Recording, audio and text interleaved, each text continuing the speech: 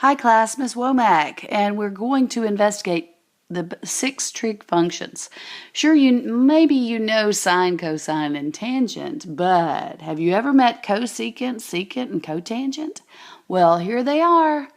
Now, we've already investigated some special points on the unit circle, and once you've defined theta, and in this particular one, we're given a 30-degree angle, and we'll go ahead and classify what's opposite, adjacent, and hypotenuse.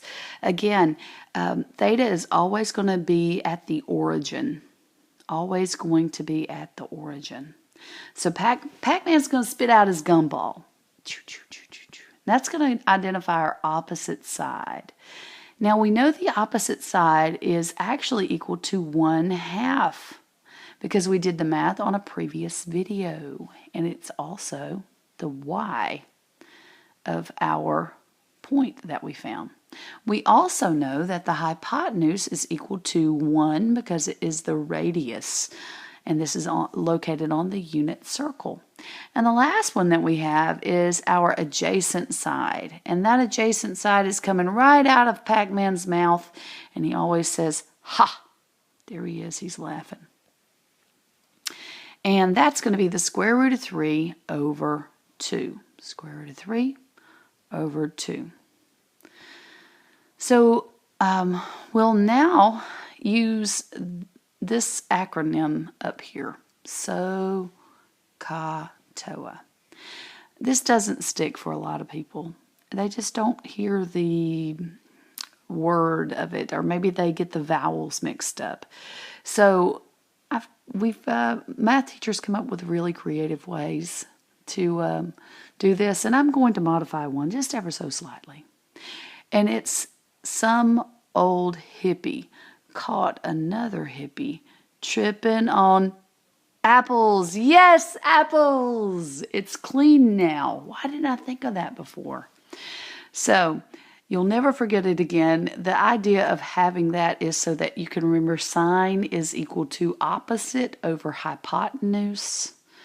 So as we look over and we see the opposite is 1/2, then we know that sine is equal to 1/2 over 1.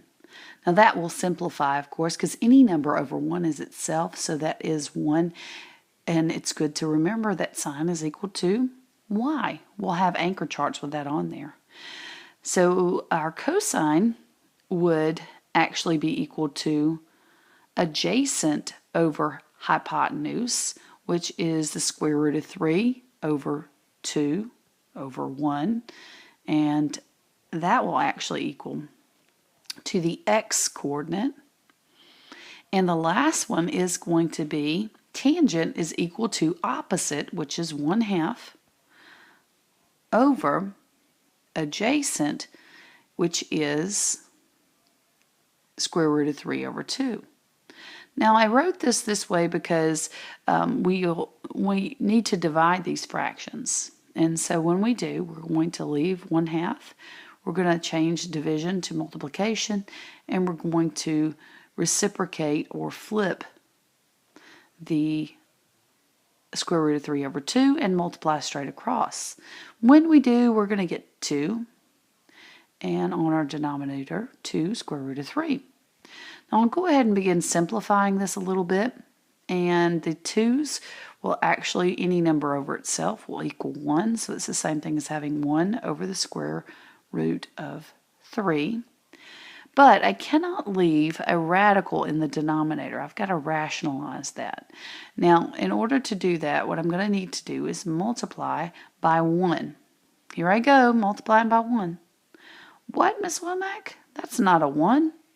Why, yes it is, my young friend, because this is any number over itself is equal to 1. And when I do, I get the square root of 3 over 3.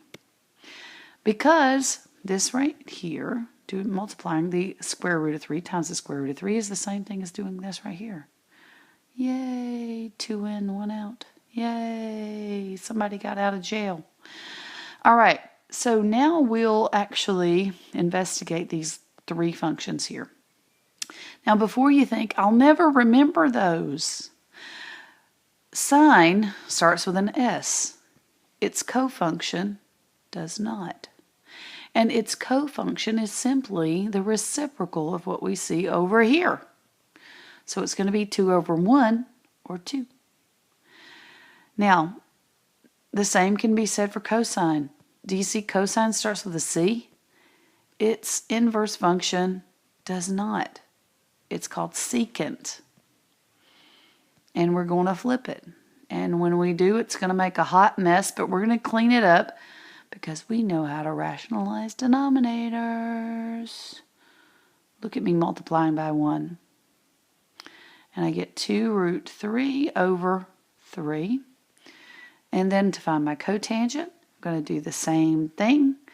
And that is 3 over the square root of 3. Multiply by 1 to rationalize that denominator. And you end up with 3 root 3 over 3. 3's cancel out. Square root of 3. So here's your first look at the 6 basic trig functions in the unit circle. Good luck!